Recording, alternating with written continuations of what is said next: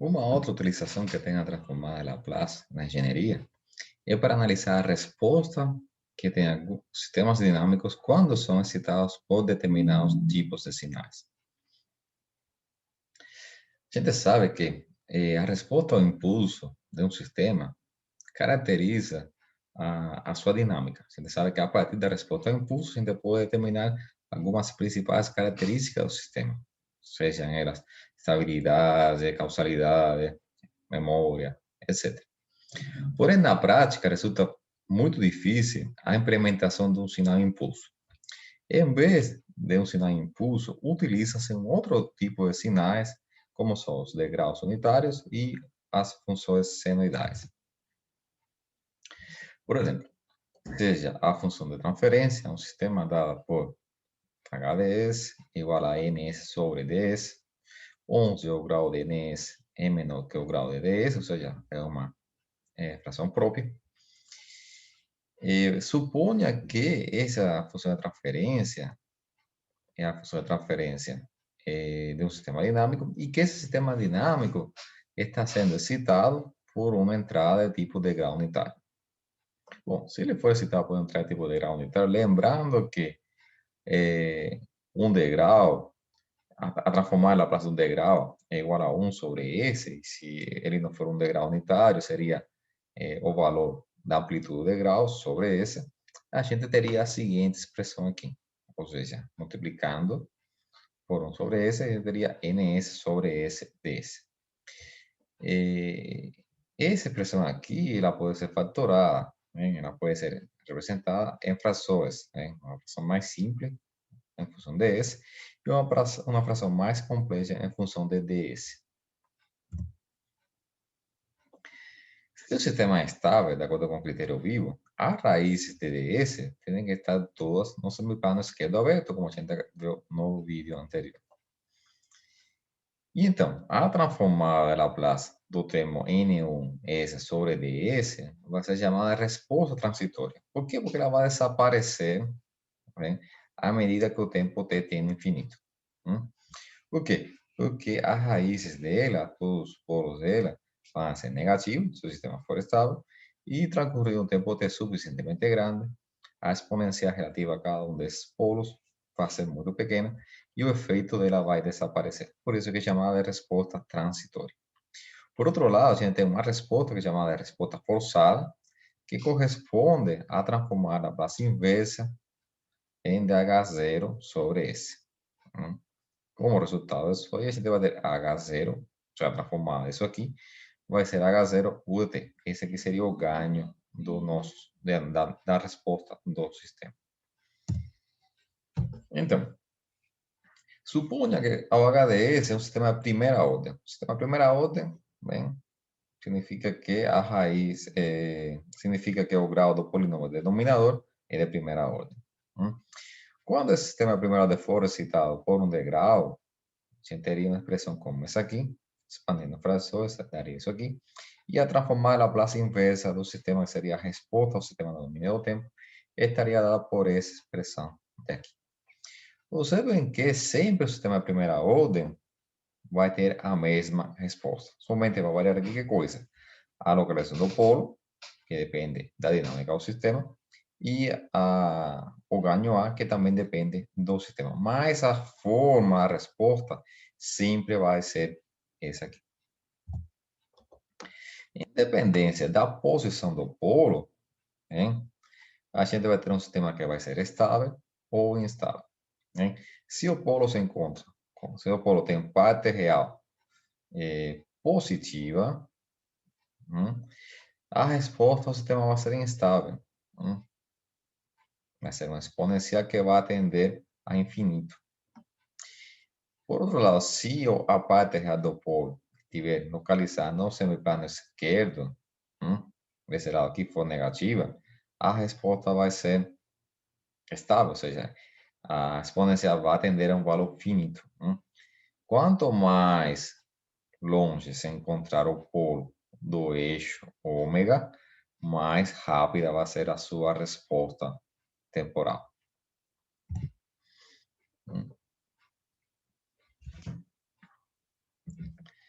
A velocidade aumenta exponencial vai depender de quê? Do valor da magnitude do polo, como a gente acabou de falar agora. O recíproco de menos 1 sobre P é chamado constante de tempo do sistema. E para um sistema estável, a resposta vai atingir 63,2 do seu valor final num tempo igual a tal. Se agora nosso sistema for um sistema de segunda ordem, hein? O sistema é segunda ordem, na forma padrão, é dada por essa expressão aqui, onde zeta é chamado coeficiente de amortecimento e ômega n é chamado de frequência natural. Esse sistema, quando for excitado por um sinal de grau, a gente vai ter uma representação dessa forma aqui. Colocando, fatorando o polinômio do denominador, a gente chegaria nessa expressão aqui. E para zeta diferente de mais menos 1, a expansão em frações parciais do sistema estaria dada por essa expressão aqui. Calculando agora a transformada inversa de Laplace, teríamos que a resposta a um degrau unitário, no domínio do tempo, estaria dada por essa expressão aqui.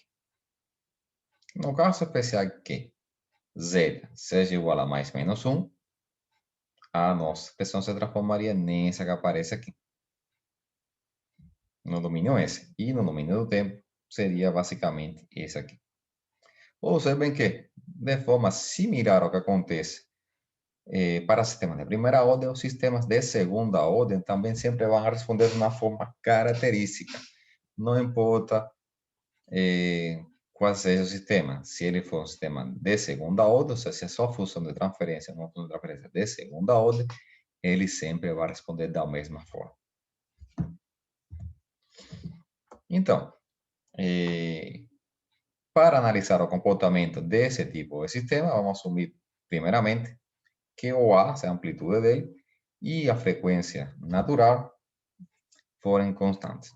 Bom, a partir daí, se o z é menor que zero, o sistema é dito instável. Para z menor que menos 1, a resposta é uma exponencial em crescimento. E para z entre menos 1 e 0, é uma oscilação com amplitude crescente. Já para z maior que 0, o sistema é estável. Se z for maior que 1, o sistema é chamado de superamortecido. Se o z estiver entre 0 e 1, subamortecido. E se o z for igual a 1, é um sistema com amortecimento crítico. Bem, você vem aqui. Para z menor que menos 1, o sistema é instável. Ele vai tender para o infinito. Se a sua resposta é impulso vai para o infinito. Se o z estiver entre, se tiver valores positivos, sempre a sua resposta vai atender a um valor finito. Como aparece aqui. Ela será subamortiguada, você vê aqui, subamortecido, ou com amortecimento crítico. Como são os casos que aparecem aqui. Observa agora aqui. A gente vai pegar a variação da ômega n, seria a frequência natural, quando a amplitude é constante e o zeta é constante também. Então, nesse caso, o que vai acontecer? Na medida que aumenta o valor de ômega n, o que vai acontecer aqui? A resposta vai ser mais rápida. Você vê aqui, para ômega 0 igual a 0,2, mais lento, 0,5 aqui, e ômega igual a 1, seria aqui, a resposta mais rápida do nosso sistema. Uma outra utilidade da transformada Laplace, que a gente pode aproveitar, é o caso de analisar a resposta em frequência ao sistema a partir da transformada de Laplace. A gente viu que se a região de convergência da transformada de Laplace inclui o eixo J ômega, ou seja, o eixo imaginário, a a função de transferência vai a incluir o eixo imaginário e, portanto, vai existir também a transformada de Fourier. Lembrando que a transformada de Fourier pode ser enxergada como um caso particular de transformada de Laplace quando desaparece a parte real da variável S. Então, bom, se a região de convergência inclui a transformada de Fourier, a gente pode analisar a resposta de frequência fazendo S igual a J ômega, ou seja, fazendo a parte real de S igual a zero. A partir daí, a gente vai fazer o seguinte: o primeiro passo seria fazer uma fatorização tanto do denominador como do numerador da função de transferência. Depois, a gente vai substituir o S pelo J ômega e a gente vai se movimentar somente ao longo de todo o eixo imaginário. A partir daí, a gente pode fazer o quê? Para calcular a magnitude, hein? Lembrem que o cálculo da resposta de frequência se dá em duas partes, uma parte que seria o módulo da magnitude e outra parte que seria o módulo da resposta em frequência, outra parte seria a fase da resposta em frequência. Bom, para o cálculo da magnitude, seria calcular os módulos de cada um dos elementos, né? Como o produto, como o módulo, o produto equivale ao produto dos módulos, seria basicamente calcular o módulo de cada um desses produtos aqui. E no caso da fase, seria o somatório de todas as fases, né? De todos os zeros e polos que conformam o nosso sistema. Lembrando que quando a gente calcula a fase de um polo, essa fase é subtraída do valor da fase total. Você vê que o módulo esse aqui, por exemplo, do zero, de Z1 até J ômega, pode ser enxergado como a distância que vai existir desde o polo ou o zero até o eixo J ômega. Então, analisando a distância que vai existir desde cada zero ou polo até o eixo J ômega e o comportamento para cada valor de ômega, a gente pode ter uma ideia de como seria a resposta de frequência do sistema. Por exemplo, você vem aqui, a gente tem essa função de transferência, 3S sobre S mais 3. Para calcular a magnitude, a gente faria que coisa? Seria fatorar tanto o numerador como o denominador. Nesse caso aqui está bem simples, não precisa fatorar nada. E substituir agora S por J ômega. Aplicar a definição de módulo. E aqui seria o que? Módulo de 3, módulo de J ômega, módulo de J ômega mais 3.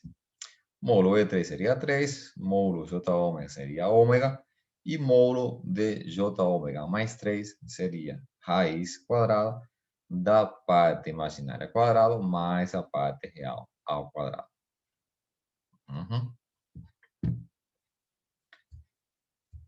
Então, nesse caso aqui, daria raiz quadrada de ômega quadrado mais 9, certo? E aqui, multiplicando aqui em cima e embaixo por raiz quadrada de ômega quadrado mais 9, daria essa expressão aqui.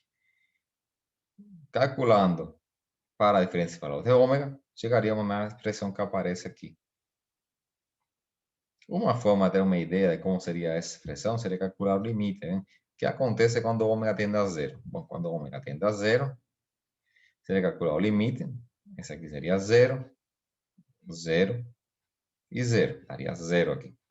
E quando o ômega tende a infinito, seria colocar aqui infinito, infinito, infinito aqui. E aqui seria o que? Bom, raiz de ômega quadrado no infinito daria ômega, vezes ômega daria ômega quadrado. Aqui daria 1 aqui. E aqui daria 3. Portanto, seria basicamente uma curva como essa aqui. De forma similar, seria aplicar a mesma definição para a face. Bem? Aí seria face de 3, face de J ômega e face de J ômega mais 3. Aí seriam as faces do ganho, seria a amplitude, a face do zero menos a face do polo. Certo? Então, aqui seria, lembrem que para calcular a face seria a cotangente da parte imaginária sobre a parte real. Parte imaginária de 3 é 0, então seria 0 sobre 3, que seria 0. Esse elemento aqui não vai aportar face nenhuma. a face de J ômega seria π sobre 2, porque seria parte imaginária desse valor aqui seria ômega sobre 0, que seria a parte real. Isso aqui daria infinito. E a cotangente de infinito seria π sobre 2. Aparece aqui. E por último seria a face do polo. Nesse caso seria ômega sobre 3. Né? Para ter uma ideia do comportamento, a gente calcularia aqui que coisa que acontece quando ômega tende a 0. Bem? Quando ômega tende a 0, a face é π sobre 2, nesse caso aqui. E quando ômega tende a infinito, a face seria 0. Então, de forma simples, utilizando transformar de Laplace, a gente poderia calcular a resposta à frequência de sistemas dinâmicos, sem necessidade de ter que calcular a transformada de Fourier. Um outro exemplo seria esse aqui, calcular a resposta à frequência de um sistema um pouco mais complexo. Então, lembre o primeiro passo, fatorar em cima e embaixo, substituir S por J ômega e calcular um módulo da expressão e a face da expressão. Certo? E, bom, para finalizar, diagrama do circuito seria basicamente isso aqui. Você vê que é muito similar a esse que aparece aqui, só uma forma de comprovar o que a gente está fazendo. Você vê aqui a magnitude, com essa aqui, e você vê a face com essa aqui, bem parecida mesmo.